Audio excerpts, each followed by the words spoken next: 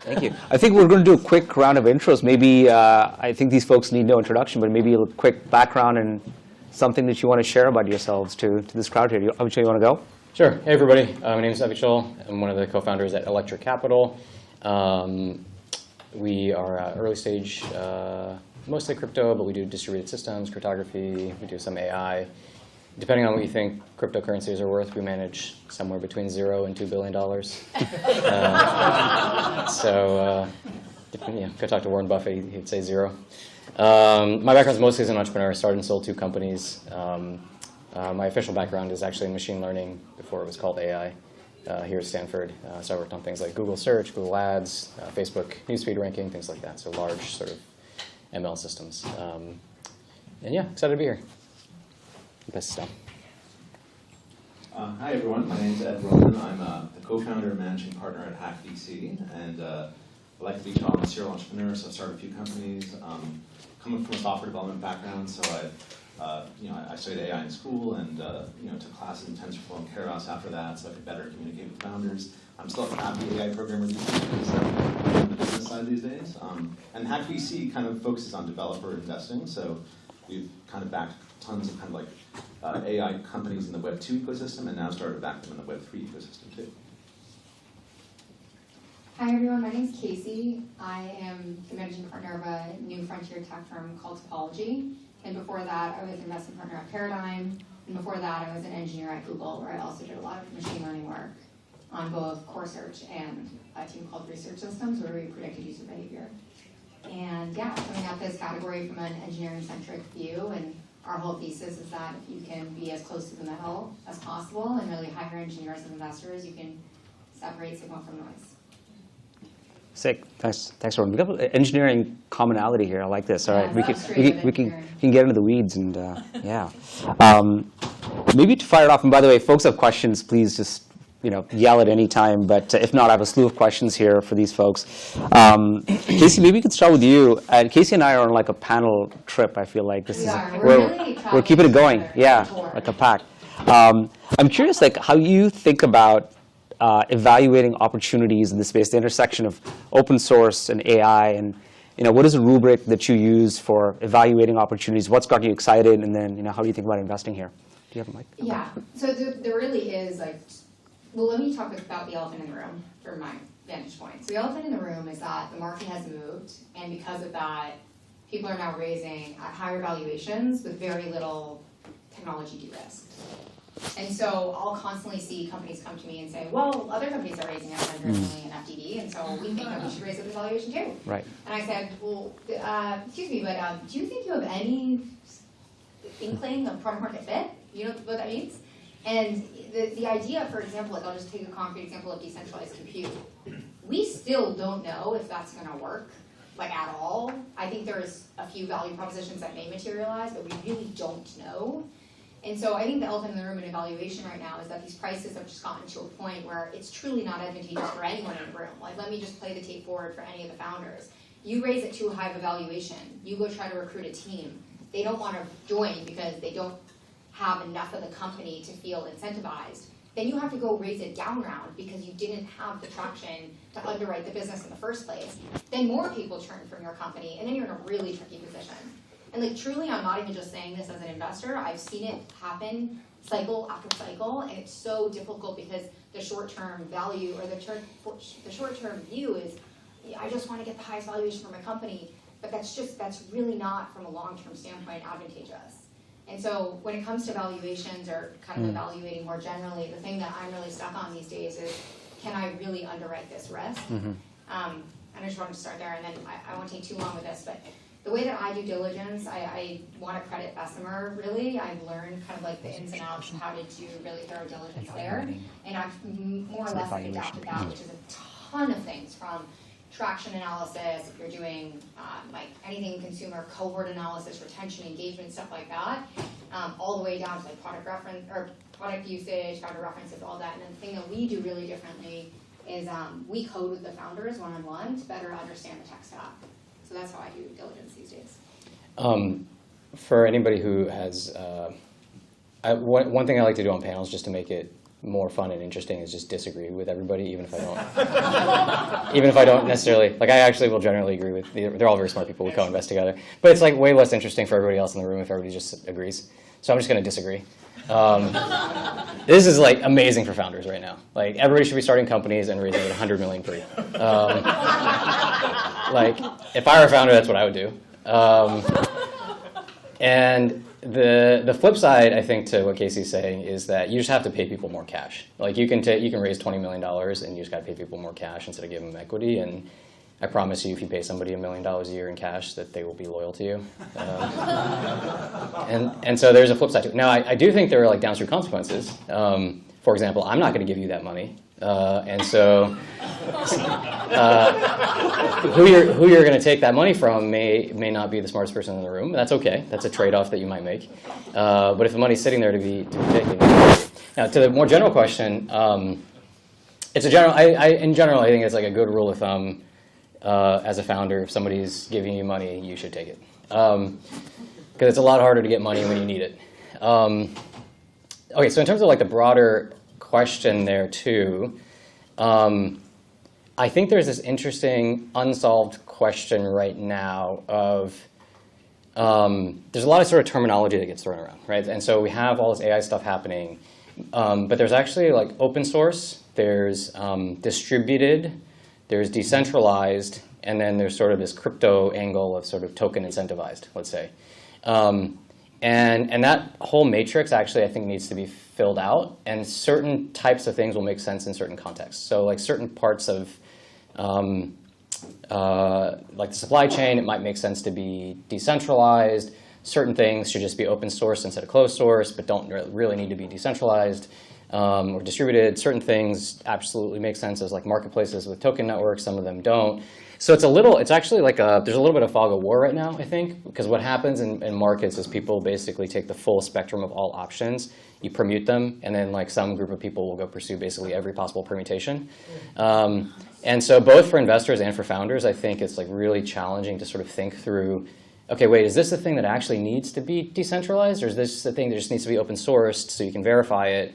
But it doesn't. It actually should run on centralized servers. So like, I think that's like to me like the big open question right now is like, how do we see the market playing out across open source, distributed, decentralized, and token incentivized, and which applications actually make sense, or which parts of the stack, inference, training, verifiability, like all these things, and kind of how and where do you think about that? I know it's a little bit abstract, but that's kind of something I've been thinking about. Is like I don't have a great mental model for that yet, about which of these things really should fall into which buckets. Yeah, I agree with you, Avichal. And the way we think about this at hack.vc is Ed, we're supposed to disagree on everything. we think a lot about disagreeing at hack.vc. Anyway, so the way we look at it is that proprietary closed source software has a history of being disrupted by open source software, and that's true for most kind of Web 2 kind of proprietary stacks that have been created over time. And we look at kind of like a large language model as kind of just a special flavor of proprietary software that is ripe for disruption. So, so for example, like we're an investor in this company called Recursal.ai, which is creating a kind of a neural network basis for a large language model rather than a transformer architecture. And their benchmarks show them to be 10 times or more faster than OpenAI, so that they can kind of help with both kind of the shortage of NVIDIA chips, but also they can reduce the cost of inference as well as training through their models. So and in these days when you have to spend you have to sign a 1-year contract for AWS and wait a long time just to get your H100 or A100, it's pretty interesting disruption there. So we think that's happening in the Web 2 stack, and those open source models can also be used in Web 3 stacks as well. There are some challenges for Web 3 decentralized networks. Like if you kind of look at within like a data center, for example, NVIDIA has these technologies called like NVLink and InfiniBand, which are really great for creating a high-speed bus between your memory and, it really enables, very, very fast training of models as well as inference. And those things can be very challenging in a decentralized network because you don't have that co-located setup necessarily. So we kind of lean a little bit more towards inference being an interesting category for open source decentralized AI versus training. I just wanted to ask you a question. When you say that open source has historically beat out closed source, size Linux, Unix, what are your top examples of that? Examples of just open source beating out closed source over time. MongoDB. Yeah, MongoDB is a great example of that. MySQL/MemSQL. Yeah, another example is like, kind of like Databricks, kind of, the Hadoop MapReduce ecosystem over time, right? It doesn't happen for every category, but we see market share for proprietary software being eroded by open source over time. So it may not be that open source just wins and takes the whole market. We think the market will shifts the coexist. market dynamic at least. Yeah, they'll coexist. Yeah. It'll put margin pressure on the proprietary software. And there are Web2 companies like Netflix, for example, that just have policies where they just don't want proprietary software internally, and they lean more towards open source for that reason. Well, this also, I think, opens up a really interesting and challenging question for the people who decide to go more open source, which is ultimately what is the business model? Because you can create a lot of value but capture none of it. And so if at the end of the day you solve some really hard problems, you open source it, and then like Amazon, AWS, and Azure capture all the value because ultimately you just need the compute to run it. That's not a sustainable business model either. So that's, alongside sort of like where in this matrix do you fall, like all these observations I agree with, like open source really does change the market dynamic. It forces and creates pressure on closed source and on big companies. But there's a reason NVIDIA and Microsoft and Google and all these folks are investing in a bunch of companies that are driving open source. It's because ultimately it's going to drive revenue back to their compute, and that's actually how they make the money. Thank you for that. When you think about it, I mean, a lot of analogs from, starting with closed source and open source, dating back to operating systems, to databases, et cetera. What are some of the challenges? And of course, I think this is a different world with LLMs and AI in general.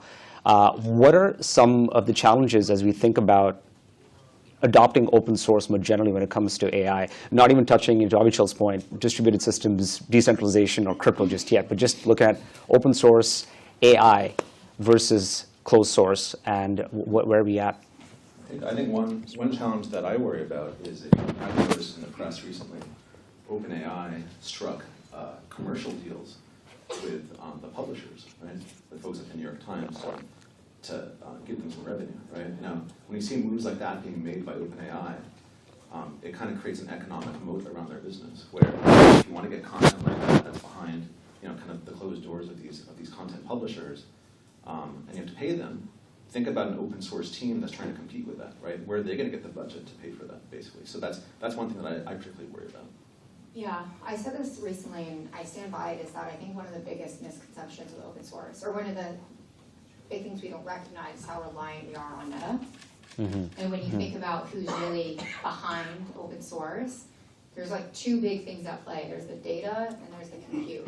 And I mean, there's other things, and this is a vast distillation, but those are the two variables I see a lot where there are monopolies that still run this, and it's not as open source as you think it is. I mean, Mistral is, I'm like so fascinated with that company. But yeah, like Llama 2, we really can't forget, like go look at who's on that paper, and I really do hope to get open source to a place where it's less reliant on tech giants, and that's something that I'm super interested in, and as a category, if you're also interested in, I would love to chat with you about that. But getting open source to a place where it's truly independent, away from Mark Zuckerberg, would be, I think, really beneficial for the space, actually. Sorry, Joe, quick, can you talk about your fascination with Mistral? Like, where were you going with that? Oh, I just think it's a amazing example of something that came from, it kind of like took everyone by surprise, I felt. Like, I actually know a lot of the people that were there at the beginning, and everyone thought, oh, there's no way you can compete in this market. That at least was like the sentiment. And look at what they've done. Yeah. It's just remarkable. I give them a ton of credit for building that from the ground floor up and having the adoption they do. And of course, there's other things like Noose is another company that is really interesting in kind of a similar way. Mm-hmm. But Mistral stands out to me as just an underdog that has made it. Yeah. I'm trying to think about where and how to disagree here. So, I'm ready. Yeah. Well, so, I think one argument here may be that actually, if you look at the history of open source, it's we like to think that it's this like broad-based community thing, and often it does start that way. Like you need some crazy person to bootstrap it and get it off the ground, but often like the supporters behind the scenes are the big tech companies because they're terrible businesses. So essentially, somebody needs to like pay to support the thing, and the people who make all the money will say give them grants to make the thing happen. And so it's I don't know. Probably like Facebook and Oracle and Google probably like gave all the money to the Redis guy to like keep building Redis. It's stuff like that. It's like actually when you kind of peel back the layers, you're like, oh, actually it's still like the big tech companies subsidizing this, or it's VCs subsidizing it and then like losing a bunch of money when none of this stuff monetizes. And so maybe this stuff isn't that different from like the last few waves. It's like ultimately kind of the same failure mode. But then that does go to this idea of like, well, what is the failure mode? And I still worry that like without the right monetization, there's some pretty significant failure modes here. Ed's thought here around the closed models having an advantage on the information. I think you can make the opposite case actually, and this is really an Ilya idea. This is not an Avichal idea. But I think there's an argument that actually what's happening, and you're starting to see this, is that everybody's shutting down and paywalling their data and their content because they're like, well, I don't want to give it away for free. If I'm just going to get crawled and you take all my data from me and just train models on it that ultimately monetize, like how do I benefit? And in the absence of some sort of like IP, copyright, trademark, I don't know what the solution is, but that probably doesn't get figured out in the next 24 months, and I just get all my data taken in the next 24 months. The rational thing to do is to shut down and just be like, I'm going to put it behind a paywall. Like, you can't have any of my data now. Like, why am I just going to give you all the value for free? But you might argue that, and that as a result, like if you're OpenAI, you don't want to circumvent the paywall, right? Like you end up in like some really tricky legal court cases if you try to take data from people without paying them, and they're saying, don't take my data. But the open source community might be able to do things like launch a distributed crawler, which might just be like a Chrome plugin. And if you've logged in behind the paywall, it takes the data and contributes it to like some open repository. And then the open source models can just train on that data. I'm not saying anybody should do this or it's a good idea, but just to be clear. But it's kind of an interesting thought, right? Like maybe, and once that data gets baked into the like open source model, can you even like attribute it? There's no actually good way to do attribution right now. So it's not like, well, I know that this model is good at these things because you took this particular article from behind this paywall or whatever. It's actually quite challenging to do that. But you might actually be able to argue that the centralized companies are at a training disadvantage and a base model disadvantage because they can't get a bunch of data that's going to be behind paywalls. But like if you built a distributed, crowdsourced information network in the right way, you might actually have access to a bunch of data that the open source models could have that the closed guys don't. And even setting aside the legalities and the ethical IP trademark, there's a bunch of stuff to sort through here from like a regulatory perspective. Information on the internet tends to want to be free, and so I suspect that will happen. Like I suspect people will find ways to circumvent the paywalls and bake them into models, and like those models, if they're better, will just get more adoption. So maybe there's an argument here that the closed guys are at a disadvantage, and the open sourcers like actually have an advantage because you can circumvent certain things that the closed guys won't be able to. Yeah. Curious, Microsoft invested in Mistral recently. How do you parse that information? Like, because historically, and I spent a lot of time working at Microsoft, I think I know how to process it, but I'm curious, like, what did you how do you perceive that? My naive understanding is it just drives more compute. It's just like everybody's ultimately driving compute. I don't know if you guys think of it differently. Yeah. Yeah, and Microsoft's really turned a corner in the last decade or so where they have shifted more from proprietary to open source culturally within Microsoft, and they're one of the top contributors to GitHub at this point. So I think it goes with their culture as well.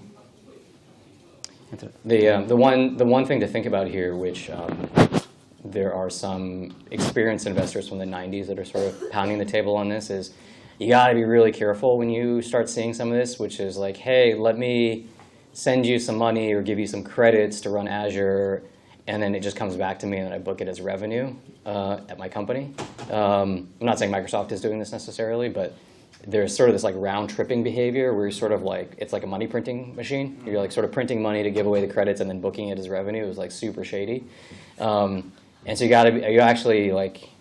you could imagine that this kind of gets out of hand in some bad situations for some smaller companies. Microsoft's balance sheet and revenue is just astronomical, so I don't think they're at any risk of this. But you could certainly see this getting out of hand and people sort of booking revenue that's sort of fake revenue using this model too, which would be bad. Scary. Yeah, you good? Curious, you touched on this briefly, IP, regulatory risks, et cetera. I'm curious, to unpack that. Like, how is this landscape evolving, and as it pertains to sort of open source specifically, what are some things that I guess folks should be cognizant of? What do you think, Ed? Yeah, I mean, it's a good question. We touched on this earlier when Avichal and I were discussing the idea of regulations, and if you kind of look at kind of the history of decentralized networks in Web3, you look at like what's happened, like the Tornado Cash team, for example, where they basically just tried to ignore the regulations, and now they're kind of a little bit in trouble and potentially could be going to prison for a long, long time. So So I think that the original mantra in Web3 many years ago was, let's just ignore the regulations, let's just launch these protocols, we'll be censorship resistant, we don't really care what the governments are saying about us. Then there have been teams that have kind of paid the price for this. And even in Web2, you kind of look at like kind of the early private piracy plays where you're kind of pirating software and and having decentralized networks where you kind of propagate that software. A lot of those founders also kind of got into trouble with the regulators as well as the industry who was threatened by those folks. So I don't think that kind of Web3 necessarily solves that problem for you as a founder. I think you still have to be conscious of those regulations and work within them. And Avichal, I'm sure you have a disagreement here. Casey, any thoughts? I can rant on this for a while. I have similar. I have a lot of thoughts. And Yeah. So here's, I spent a lot of time, unfortunately, on the regulatory side. Fascinating. I've never worked in government. Whenever I'm meeting with people in government, I always tell them, if anybody grew up in America, there used to be this Saturday morning cartoon called "I'm Just a Bill," and it's like a song. I was like, that's basically, I remember that. that's basically my level of understanding of how the government works. And so I don't actually know how the government works, but I can tell you that the people in government, that's like their level of understanding of technology, and right in the reverse. And so, and the challenge, I guess, not the problem, the challenge for everybody in this room that understands technology is that generally people who build technology tend to be optimists. Because if you weren't an optimist, you would not pursue the thing. It's like it requires a big leap of faith to do a thing and to create something from nothing.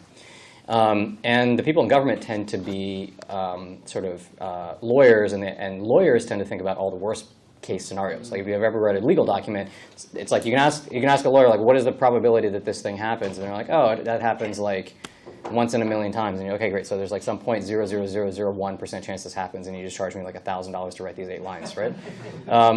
And that's how lawyers' brains work. And so most of the people in government tend to skew in that direction, and therefore they see like every 1 in a million chance of stuff going wrong, and that's where their brains go. And so their instinct is to be on the defensive and to be slightly pessimistic. And so their instinct is to do stuff like what the government of India did, which is like, oh, okay, like we need to gatekeep this. You better have like every model that you want to ship has to get approved by us. And you're like, that is not tenable. Like there's no way that's going to work. Like I don't think you understand how technology works. And all you're going to do is drive everybody who understands this stuff literally out of the country.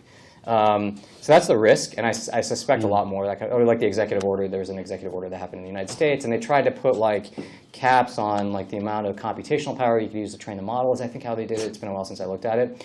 And you're like, okay, today that might make sense. It's like 5x more compute than has been used to train the models, or 10x more. But then you're like, wait a second. But that means like in 12 months, like you hit that ceiling, right? Just given how fast this stuff moves. So there's like no way to contain this stuff. And so I think the way I think about it is the onus is really on everybody in this room to get out of your chair and like go talk to these people and actually explain what the hell's happening, and actually have ideas on how to properly regulate this. Because in the same way that you wouldn't expect people in government to like tell you what stack to use or like help you decide whether to use Azure or AWS, you also can't expect them to have the idea on how to actually regulate this stuff because they don't know how to do it. And so it has to be the people in this room who actually understand how the hell this stuff works, that actually go talk to the Congress people and the senators and the agencies and say like, hey, by the way you should think about this is X. The right framework is Y. If we do it this way, here are the consequences and here are the trade-offs, because if they make ill-informed decisions, then they're going to make bad policy. One last thought I'll say is I do not envy the regulators' jobs right now. I think it's a really, really tough job because the stuff is moving so fast. And the way I think about it is, if anybody, it sounds like super dry, but everybody should go do this. There's a book, and I believe it's called either The Company or The Corporation. I always forget. But it's a history of the Limited Liability Corporation, which sounds like super dry. And you're like, why would I read about the history of the Limited Liability Corporation? That sounds terrible. It's actually fascinating. And the reason it's fascinating is this idea of the joint stock corporation was created around like 1648 with the Dutch East India Company. And it was actually a technical breakthrough, right? Because what you did is you could put capital into a vehicle and separate capital risk from like your personal liability, right? So now you could pursue things and have that be separated. And I think people don't realize this, but the Industrial Revolution happened, and there were many sort of technical breakthroughs and energy breakthroughs in coal and steel and all this stuff. But one of the other breakthroughs was that the governments of the world, the UK and the US, basically made it so you no longer had to go to the king to go get a charter to start a company. You could fill out some paperwork and submit it to the government, and sort of now you could start a company and pool capital. And so you could have things like the railroads, because that's a project that like no one human has enough capital to do, but a bunch of humans getting together to pool their capital can go build the railroads, right? We have a similar scale problem. If you go back and look at what people were talking about in the 1850s, they were talking about things like, wait, are these things people? Like, do they have liability? Do they have to pay taxes? Like, what happens if something goes wrong? Like, does the person behind the thing have to go to jail? Do they get too much power and influence or politics? Like, what happens if these companies have a lot of money and then they can like pay the candidates? Which are now all the things we're sort of dealing with, right? But like that is all the set of problems we have to deal with AI. But now we have to deal with them in like a transnational context, because these things don't live in a geography. So it's not like they're bounded to a country. They live in the metaverse. They live in the cloud. So I don't envy the policymakers, the regulators, because the last time we had to think about like this scale of advancement from like a regulatory perspective was like 150 to 200 years ago. And it's unclear whether, it took us a long time to solve those problems. Arguably it took us like 50 to 100 years to crack all of those things. And now we kind of got to figure them out in like 2 years. We don't have 150 years. Yeah, I agree. And just one last point on this is that. Pardon my rant. Yeah, no, it's fine. It's great points. When people were originally envisioning crypto networks to be used for AI, one of the big ideas was censorship resistance. And that was a reaction to what happened with OpenAI. So you might remember like Italy banned ChatGPT temporarily, right? Mm-hmm. And since then they kind of reversed that ban because OpenAI became compliant with what they wanted. But there still is a list of about a dozen countries that are still banning ChatGPT, right? So, the idea originally behind these crypto networks was let's create a censorship-resistant one where the governments can't come after us. Right. I think the interesting twist on that is not necessarily to flout the law or to go against the law, but rather imagine censorship resistance being to combat the self-censoring internally. So if you look at OpenAI's model, right, they do not make things like presidential election predictions. They don't do like NSFW content, things like that, right? And we kind of think there's a market for some of that stuff. And that's where we think open source is really interesting, because that is completely legal and legitimate, and something that OpenAI is not touching at all. Sure. Cool. Thank you.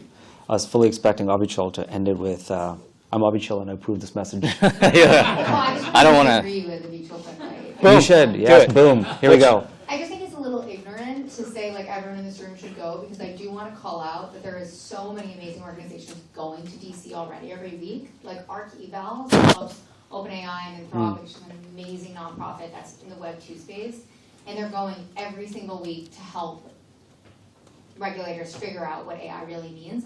I do think there's like a failure mode of Web3 to think we need to reinvent the wheel sometimes.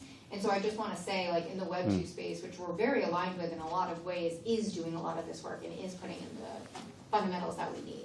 Yeah, I think most of those people are incompetent. Like you think Arc Evals is No, not Arc Evals. Most of the genesis of like the organizations, like if you just look at Web2, like Facebook and Google totally botched it. Like anybody that comes out of that lineage like doesn't actually understand how the government works, and like they've had FTC decrees. Like this is why the government is like how many people in the government, like if you think about it, the U.S. government should be like on its hands and knees, basically being like, thank God Google and Amazon and Facebook and NVIDIA are American companies, and they're not Chinese companies or they're not European companies, because we would have zero oversight on them.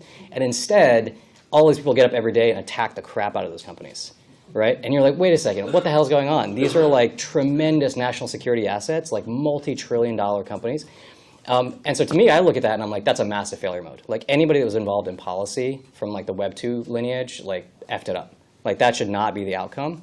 Now that's not to say they don't understand the material. I don't think that's to say that they're not educating people properly on the facts or what's possible. I look at it from an outcomes perspective, which is like, for 15 years, these organizations spent tens of millions, hundreds of millions of dollars like lobbying the government. And what they got was, we're going to beat you into submission, instead of like, thank you for being national security assets. So I just look at the output and I'm like, there's a massive failure there of like all those dollars that were spent, and like those policy people clearly had the wrong outcome. That's not to say they don't understand technology or that they're not trying hard or they're not good people.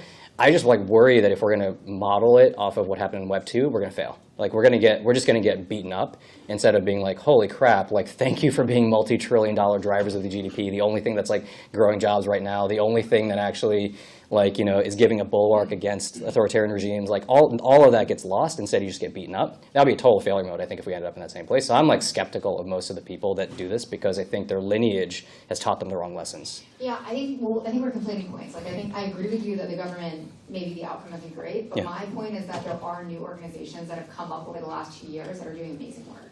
Yeah, definitely there are. And then my thought is like, what you want to do is like vet those people very, very carefully because a lot of those people think that they did a good job in Web 2, and I think they effed it up. Yeah. All right.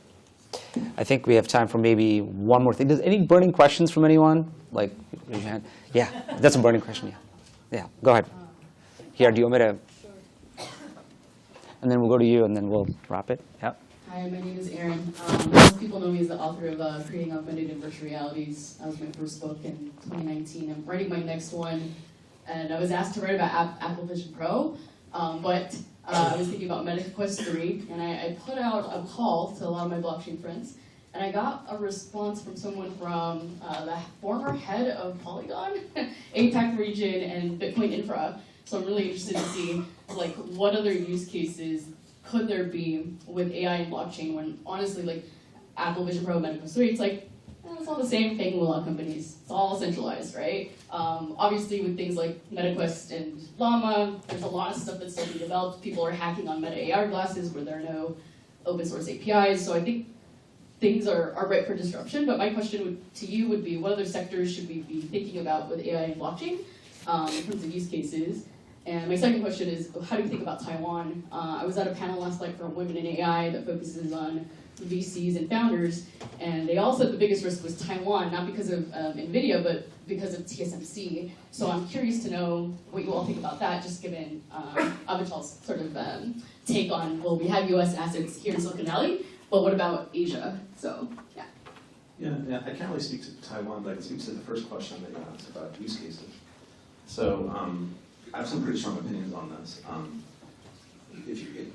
In the first wave of AI, we think a lot of the interesting use cases in Web3 are going to still be experimental, and we don't think that AI has complete product market fit yet within the Web3 ecosystem. And it's kind of like there's a danger with AI in Web3, which is if you think about what happened with like the metaverse when Facebook launched that buzzword, there was a whole tidal wave of Web3 startups that tried to buy that buzzword, and they were metaverse startups in Web3. And now those startups are not emphasizing that buzzword as much because Facebook has kind of deprioritized their metaverse a little bit and their buzzword. So there is a risk of that in Web3 in AI. But there are some really tangible like short-term business problems that we're pretty excited about that you can solve with AI and Web3. One of them is just kind of we think a lot of the demand for AI is actually going to come from Web2 customers in the early innings. I think Gartner Group predicted somewhere between like 18 and 23 trillion dollars of GDP gain worldwide from AI. A lot of that's going to be in Web 2. Just for way of comparison, the entire GDP of the United Kingdom is about $3 trillion. So just a massive, massive GDP gain being forecasted here. And so serving those Web 2 customers, we think, is going to be really a very strong case of kind of customers who come back over and over again and have a permanent problem that they're solving with AI. And so there's a whole wave of startups right now, like Exabits is one. There's one called IO.net, which we led the round into recently. And they're basically creating a decentralized GPU compute network where you can basically save up to 90% on your AWS bill by using kind of underutilized compute through data centers. And so that's one kind of interesting use case where you're actually driving economic value in the short term to customers, and you're helping to combat the problem of there aren't enough NVIDIA chips out there. Also, some of these startups are creating innovations where they can actually repurpose workloads in AI for chips that are lower end on the spectrum, so that you don't have to necessarily use the A100s or H100s. And they're writing like shader level logic that goes into GPUs to help with that. And they're also creating clustering technologies where you can distribute workloads more effectively, parallelize them. We think inference is the more interesting use case than training. It's interesting because in the short term, there's a lot of training use of AI because you have to create the models first before they're used. But if you kind of look at the longer tail of where is the compute going to be used in the long run, it's going to be more on the inference side of things, of actually using those models. Because there's a much larger customer base out there in the world that is using those models versus the ones who are creating the models. So we're we're kind of focused on that as a use case. We think that's also a more appropriate use of Web3 because you don't have to do as much parallel processing within the same data center. So, there's like some examples that we're excited about, and we think that follows the trend of venture capital, because if you look at kind of the history of VC, a lot of VCs in the early days were focused on kind of consumer use cases. Like a lot of VCs invest in things like social networks in the early days, things like that. If you look at like most venture capital firms today, they have maybe only one consumer partner who focuses on consumer, and most VCs are more B2B focused in the Web2 world. And we think that Web3 will follow eventually kind of a similar trend where you've got more valuable customers, recurring revenue, solving important valuable business problems. And we think that what we just talked about now with AI solving for compute costs and catering to businesses, we think that's like a real use case that will be permanent and create lots of value in Web3. I think that, so this is a great example of where decentralized and distributed, I think, should be distinguished. So at least for like IO.net, I know it's decentralized, but I wonder how much you could get with it just being distributed. Because there's basically like two value propositions I see with distributed or decentralized inference. Like the first would be cost savings, the second would be regulatory arbitrage. And so taking the latter aside, just focusing on cost, what I heard is that from a unit economics standpoint, IO.net offers cheaper inference through a distributed network. I'm curious from your standpoint, what gives you confidence in that? Because like just from a unit economics standpoint, is it possible that the centralized providers just pull down their margins and compete directly? Actually, do you mind if we table that? Because we're going to run really short on time, but I have we should a very fast answer for that if you like. go for it. Punch away. So the centralized providers have an innovator's dilemma where they're beholden to their revenue. They have quarterly earnings they have to report to their shareholders. And if you rent an H100 or A100 from Amazon for a year, you have that server for a year, but that server may not be fully utilized for that year. So you're actually saving on waste by repurposing that for other customers. And you're actually getting paid back something from your AWS bill, which is very attractive to you as a customer, and AWS likes that too, because they make you a happier customer. Yeah, one more, and unfortunately we'll have to wrap it after that. Please go ahead. You can yell it out. Hey guys, Luis, Stanford grad here, and great to see this kind of energy around it. I was here in '99, and it feels like '99 again, so that's exciting. Thank you to the panelists and to the organizers. Curious to hear your comments on Hugging Face. I see a lot of parallels. Never heard of it. Just kidding. Commercial, open source, or GitHub, but is on it as a long-term business and a standalone company. Ah, okay. The quick answer for me for Hugging Face is I'm a huge fan of Hugging Face, but I think it's just the beginning for them, and I'm really excited for what they can do next. I think the fact that they don't have a reputation system and there's no way to attribute success back to the model builders is like a huge opportunity that I would be surprised if they're not thinking about it. I don't want to be ignorant and say they're not, because I haven't talked to them about it, but obviously like the next step is, okay, thinking about Biden's executive order and the provenance of data, the provenance of models, how do we actually reward back the people that are creating these algorithms that are getting real usage? But that's my quick liner on it. Plus one. Thank you. Wow, no disagreement. High five. Very quickly on Hugging Face, there are Web3 startups that are trying to create decentralized kind of censorship-resistant kind of models kind of in Web3, and Ritual.net, Niraj Pant, we speak about later, and you can actually like store some of those LLMs in Web3 using technologies like zero gravity we'll be presenting later today. So there may be a parallel ecosystem that emerges in Web3, and we're excited to see it. But should we just call it Web 4? Can we move on from Web 3? Well, I mean, the real test of any technology is when it just disappears, right? So I look forward to the day. There was a time 10 years ago when if you pitched, your deck would say like, oh, we're a mobile app that does X, Y, Z, and you sort of would lead with that. And then there's a day where you're just like, oh, we solved this problem, and like the fact, because if you pitched, we're a mobile app, the angel investors would be like, well, of course you are. Like, what else would you be? And so I look forward to the day that both AI and crypto, it's just like you solve the problem, and then people are like, well, of course you use AI, like, or of course you use these Gen AI tools, or of course you use LLMs, or of course you use crypto on the back end. Like, what else would you do? That's like the only way to do it. Agreed. I'm with Web 4 venture. Sick. All right. Well, I think we'll have to wrap it up there, but thank you all so much. This was amazing, and hopefully we get to do this again soon. Thank you to the panelists. Yeah.